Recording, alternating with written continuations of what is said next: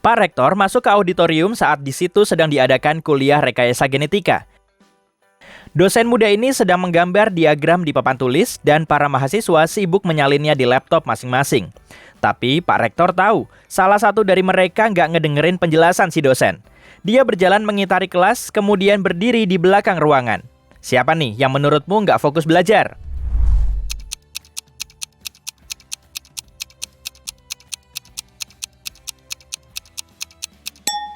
Saat mahasiswa lain sibuk nyatet penjelasan si dosen, cewek ini malah main teka-teki silang.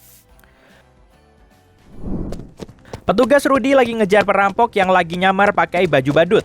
Perampok itu mulai ngacir ke arah karnaval, dan di situ ada banyak badut. Bantuin petugas Rudi nangkep tersangkanya dong.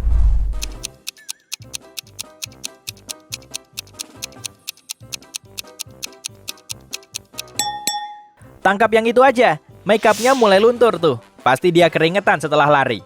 Dan di antara semua badut yang ada, cuma dia yang ngelepas hidung merahnya. Pantesan, dia kan masih ngos-ngosan setelah dikejar-kejar. Setelah keluar lift, Amelia berjalan ke kamarnya. Dia mulai nempelin kartu magnet ke pintu kamarnya agar bisa masuk. Kemudian, dia masak air dan nonton TV. Saat itulah teleponnya berdering, dan Amelia segera mengangkatnya. Halo, ini tetangga kamarmu. Tadi aku ngeliat ada orang yang nyoba masuk ke kamarmu loh, kata si penelepon. Dia juga nyungkil kuncimu. Sorry, kayaknya ini salah sambung deh, jawab Amelia sambil menutup telepon. Kenapa Amelia bisa mikir gitu ya?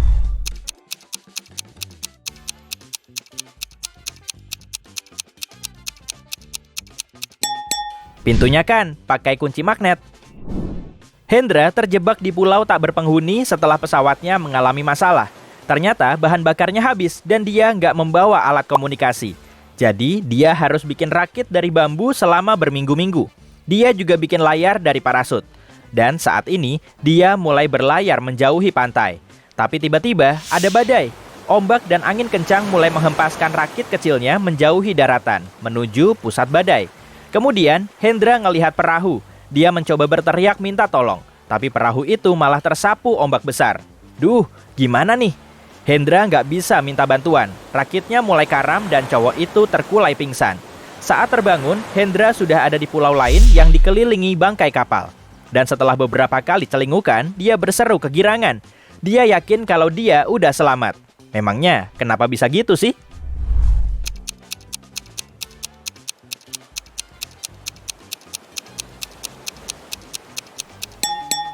Di dekatnya ada banyak jerigen bahan bakar tuh. Hendra bisa ngisi pesawatnya dengan bahan bakar ini, kemudian terbang menjauh. Di sela-sela pohon di tepi hutan ada hanggar helikopter rahasia.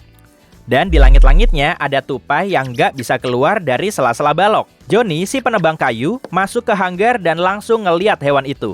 Dia mau nolongin, tapi nggak tahu caranya naik ke situ. Di hanggar itu nggak ada tangga dan alat lain buat manjat. Bantu dia nyelamatin tupai itu dong.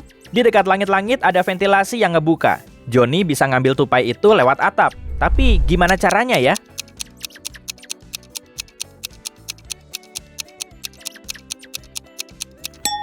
Hanggarnya kan terletak di tengah hutan. Dia bisa manjat pohon, kemudian melompat ke atapnya.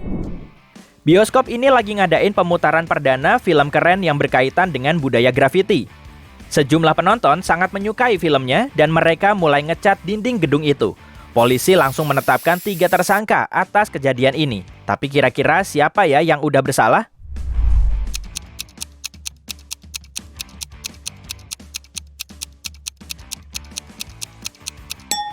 Coba deh amati cewek berambut biru ini. Di jarinya ada bercak-cat.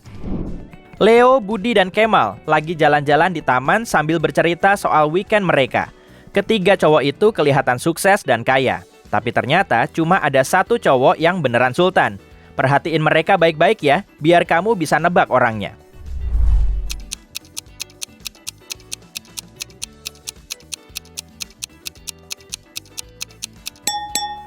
Budi. Lihat deh spanduk iklan film action terbaru di kejauhan itu. Wajah Budi terpampang di situ. Linda keluar dari perpus sambil teleponan. Karena kurang fokus, dia nggak ngeliat di depannya ada trotoar.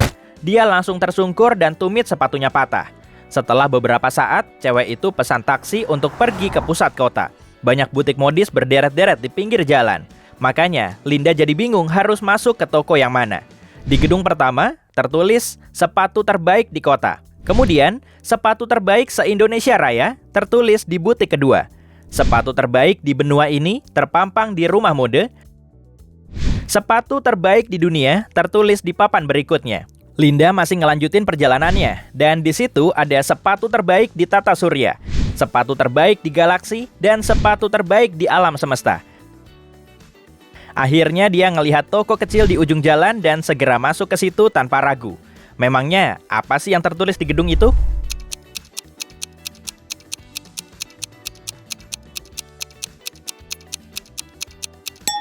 Sepatu terbaik di jalan ini. Romi lagi duduk di kelas sambil ngedengerin kedua dosennya. Mereka lagi ngejelasin rumus matematika penting agar para mahasiswa bisa ikut ujian dalam waktu dekat. Romi mulai nyatat penjelasan mereka, tapi akhirnya ketinggalan juga. Tangannya makin pegel dan buku catatannya udah habis. Penjelasan sang dosen semakin cepat dan informasi baru terus bermunculan. Aduh, gimana Romi bisa nangkep semua materinya ya? Bantuin dia dong.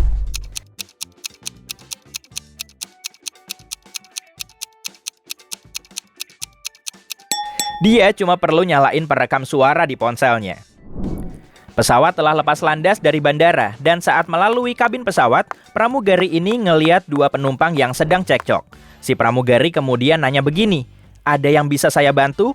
Lalu Jaya ngejelasin kalau Cantika udah ngambil tempat duduknya. Tapi menurut Cantika, itu memang tempat duduknya. Lalu keduanya nunjukin tiket mereka ke pramugari, dan si pramugari kemudian bilang, program di pesawat itu nggak akan mungkin menjual dua kursi yang sama secara bersamaan. Dia ngambil boarding pass mereka dan langsung tahu kesalahannya. Menurutmu, siapa sih yang tempat duduknya udah benar?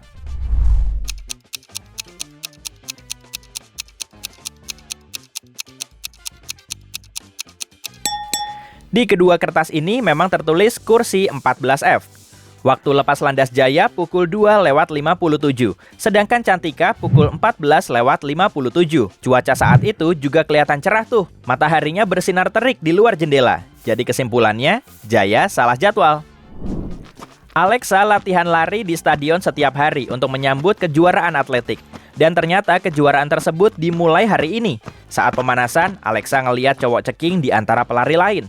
Kakinya kelihatan lemah dan kurus. Hah? Dia ikutan lomba ya? Tanya Alexa dalam hati. Semua peserta mulai berbaris di posisi awal. 3, 2, 1, mulai! Alexa langsung lari secepat mungkin. Dia berhasil mimpin, tapi tiba-tiba cowok itu menyalipnya tanpa ngos-ngosan. Dan anehnya lagi, dia bisa menang. Gimana bisa gitu? Alexa langsung tahu kalau cowok itu ternyata bukan atlet. Dia juga bukan manusia. Tapi gimana Alexa bisa tahu ya?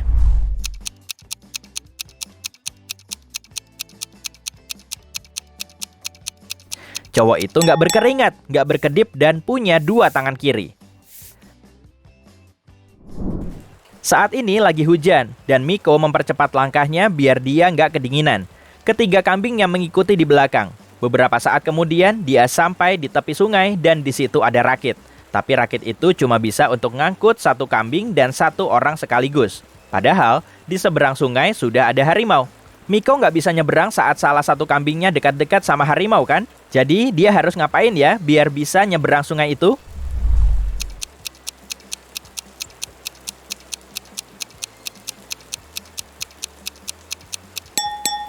Nggak perlu nyeberang pakai rakit. Di kejauhan sana ada jembatan kok. Di tengah gurun terik kayak gini ada sebuah rumah. Di situ nggak ada air, pohon maupun rumah lain. Tapi di situ ada 4 penghuni, yaitu si pemilik rumah dan ketiga temannya, yang masing-masing berprofesi sebagai arkeolog, pengusaha minyak, dan surveyor. Saat si pemilik rumah datang ke halaman belakang, dia ngeliat penampungan airnya kosong. Siapa yang udah minum semua air ini? Harus nyari air kemana lagi kalau udah begini? Serunya. Ketiga orang lainnya juga ikut kaget. Siapapun pelakunya harus pergi ke gurun dan ngambil airnya lagi, kata si empunya rumah. Dari tadi aku sibuk menggali tanah di depan rumah, jadi nggak tahu menau kejadiannya. Jawab si arkeolog, aku lagi nambang minyak di bawah rumah. Lagian dari tadi aku nggak ke halaman belakang kok. Kata si pengusaha minyak, aku lagi jalan-jalan di tengah gurun sambil nyari sungai dan danau bawah tanah. Tapi usahaku masih nggak membuahkan hasil. Nggak ada gunanya juga kan jauh-jauh ke gurun buat nyari air. Kayaknya kamu sendiri deh yang udah meminumnya, jawab si surveyor. Kalau menurutmu gimana nih? Siapa yang bersalah?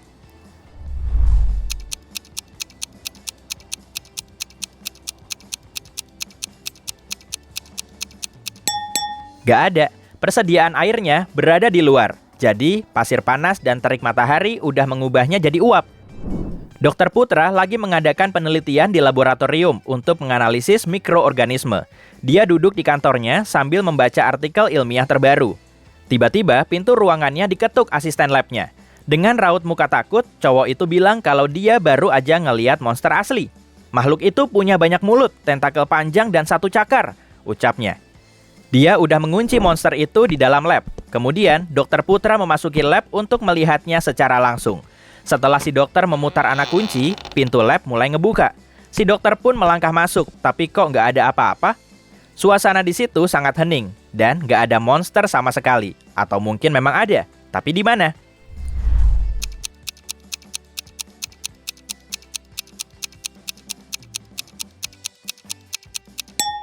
Monster itu berukuran kecil dan berdiam di dalam tabung reaksi.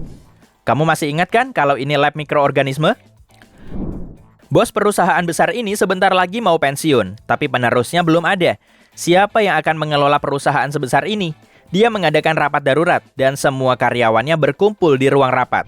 Si bos ngasihin uang 1 juta ke masing-masing karyawan, kemudian bilang, cuma itu yang saya punya saat pertama kali menginjakan kaki di kota ini. Tapi saya selalu bijak dalam menggunakan uang, sampai jadi kaya raya begini, ucapnya. Siapapun yang bisa menggunakan uang ini secara efektif akan jadi bos di perusahaan ini. Dan waktu kalian cuma 2 minggu. 2 minggu kemudian, semua karyawan kembali ke ruang rapat. Ada yang menginvestasikan uangnya di bidang startup. Ada juga yang beli saham dari perusahaan lain. Malah ada juga yang menggunakannya untuk berbisnis kuliner. Karyawan cerdas lainnya juga mampu menghasilkan puluhan jutaan rupiah. Dan ternyata memang ada banyak kandidat yang mumpuni. Tapi nggak ada satupun dari mereka yang mampu menjadi bos perusahaan ini. Kenapa bisa gitu ya? Aku kasih clue-nya deh. Alasannya nggak berkaitan dengan uang.